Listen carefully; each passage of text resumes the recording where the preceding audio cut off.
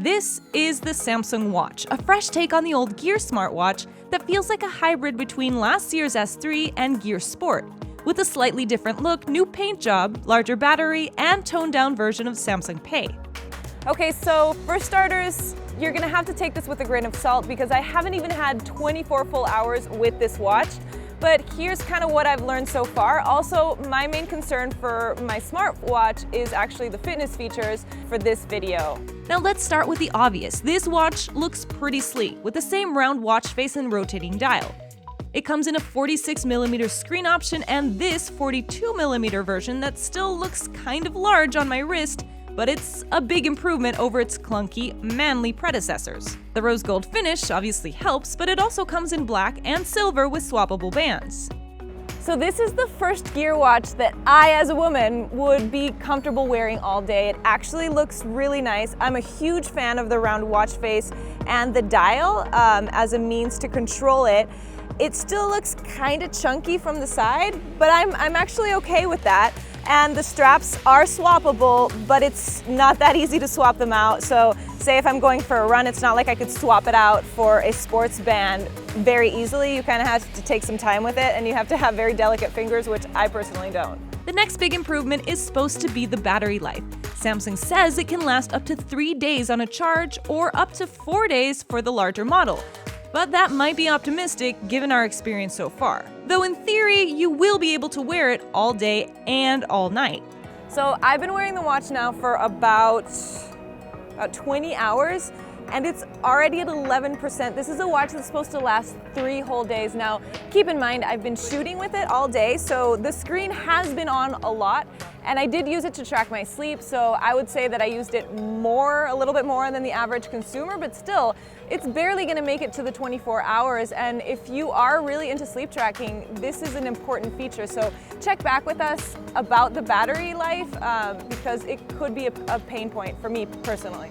And that extra juice is key for sleep tracking, which the watch does as well. It counts the time and quality of each session based on heart rate and movement. Full disclosure, I hate tracking my sleep, mainly because I don't get enough of it, and seeing that I don't get enough of it is kind of depressing. But I did sleep with this watch, and I was happily surprised that it was not that uncomfortable to sleep with. It did track not only the quantity of sleep as it's supposed to, but also the quality. And I guess the information was semi-helpful. What I didn't like was that it didn't give me context. So it says, okay, I've slept 4.5 hours in deep sleep, but it doesn't tell me what that compares to. Is that normal? Is that good? Is that bad? Is that terrible? I have no context for that. It also uses heart rate to detect stress levels, which is new to the watch. Samsung says it sends you a notification when it detects a spike in stress levels, based on heart rate, during a period of inactivity and suggests you take a breather. Apparently, I haven't been too stressed out in the last 20 hours because I haven't received a notification about it. But I have taken my stress test manually, and I don't know that it's all that accurate. It's so subjective that I feel like this feature feels a little bit gimmicky. I like that they're trying to be proactive about using your heart rate for the different things and telling you to relax. But like I said, there's just so many factors that play into stress that I don't know that it can get it right. TBD. In fact, health seems to be a big part of this refresh. The Samsung Watch checks all the marks when it comes to sensors, heart rate, barometer, and GPS. It can measure up to 39 different activities and detects 6 of those automatically, running being one of them.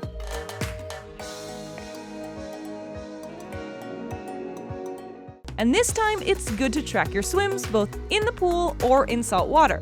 What's also cool about the watch is the level of customization you can reach on the interface. You can pretty much program anything from your shortcuts to the layout of your workout app. It also has its own watch face store, which means endless design options on your screen.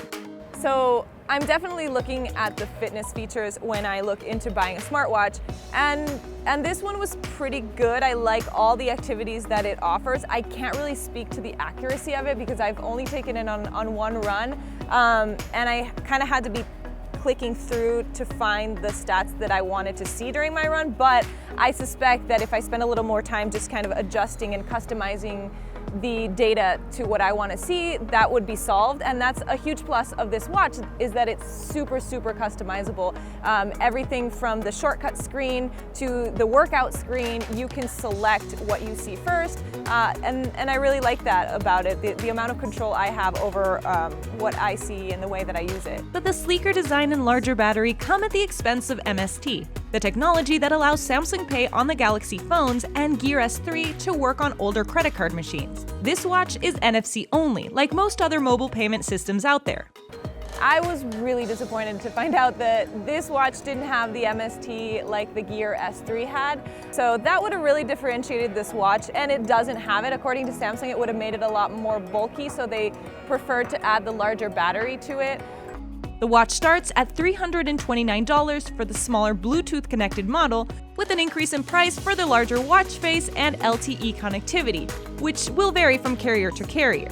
What's clear is Samsung is broadening its reach with the Samsung Watch, giving consumers, especially the female kind, a few more reasons to buy it.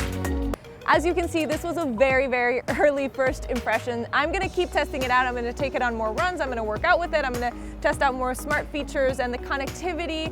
So come back in a couple of weeks, maybe a month, to see our full review. And in the meantime, let me know what you think of the Samsung Watch. What's your first impression? Hit me up on the comment section below or on Twitter. And remember to like and subscribe before you leave.